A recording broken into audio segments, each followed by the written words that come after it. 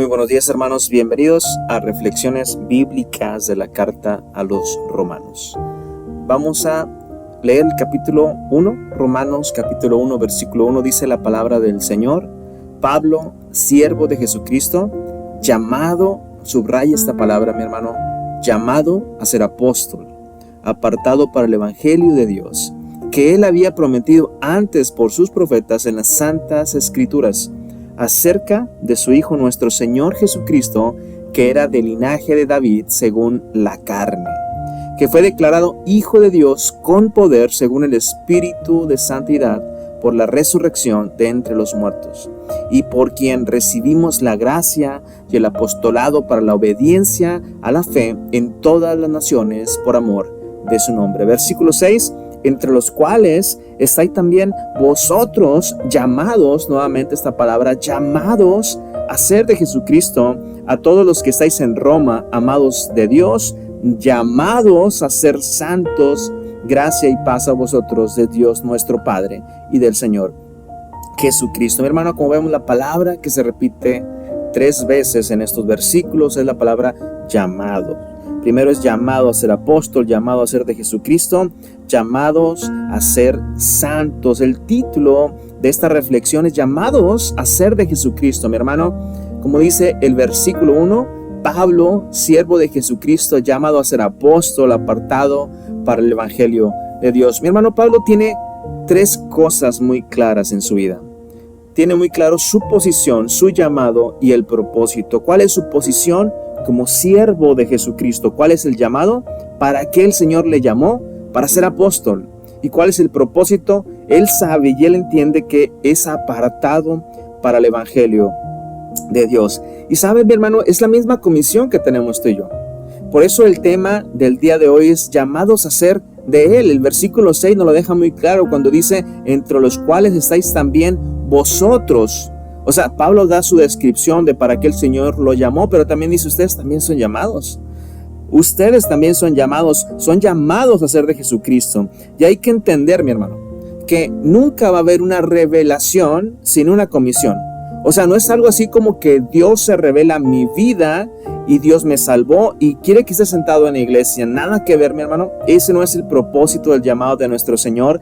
Y para eso tenemos que recordar a Pablo en este camino a Damasco, ¿no? Si recordemos, yo creo que es una historia muy contada, pero si algo tenemos claro es de que Pablo no creía en lo que nuestro Señor Jesucristo decía. Claro que Pablo entendía quién era Jesucristo, pero sobre todo Pablo era mucho más religioso y no creía lo que Jesucristo era, no creía que Jesucristo era el Señor, cosa por la cual Pablo estaba en contra de todo este movimiento, en contra de toda la iglesia de nuestro Señor Jesucristo, al grado de que estuvo persiguiéndolos para encarcelarlos y algunos incluso para dar muerte, ¿no?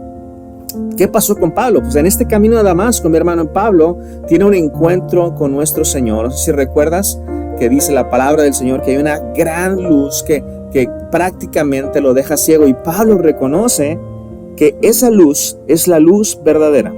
Pablo puede reconocer cuando ve este resplandor y cuando escucha esta voz que es solamente Dios el que lo puede hacer. ¿Por qué lo digo? Porque Pablo empieza a decir, ¿quién eres, Señor? Pablo pregunta, ¿quién eres, Señor? Hasta ese momento Jesucristo todavía no se revela a la vida de Pablo.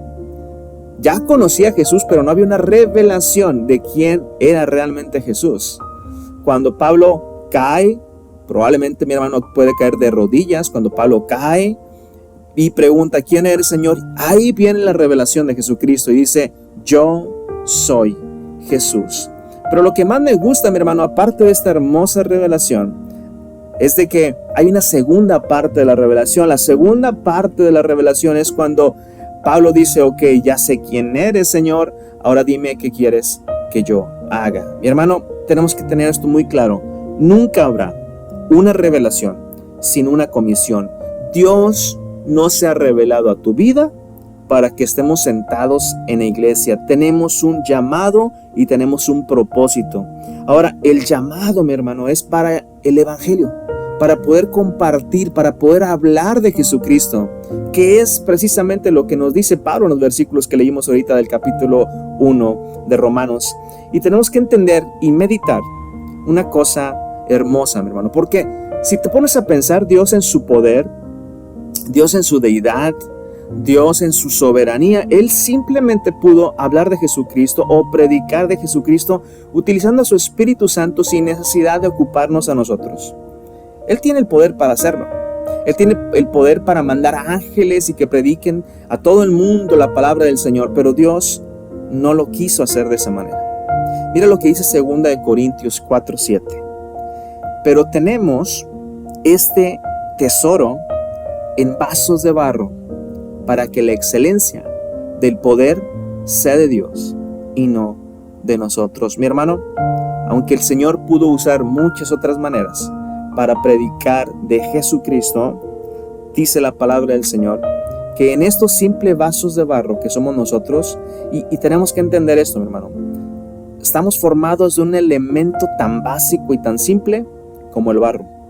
O sea, en estas vasijas que no tenemos tanto valor, mi hermano, honestamente, que no tenemos tanto valor, Dios decidió poner en nosotros este hermoso tesoro, que es su Espíritu Santo y que es su Evangelio. ¿Para qué, mi hermano?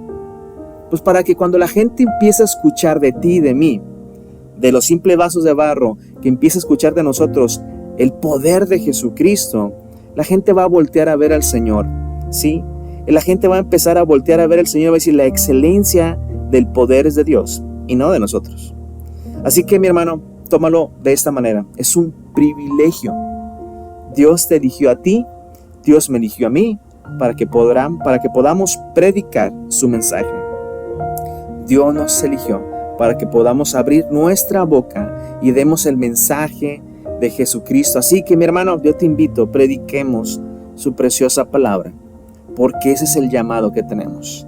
Tenemos un llamado a ser de Él. Y recuerda que la palabra de Dios nos renueva todos los días.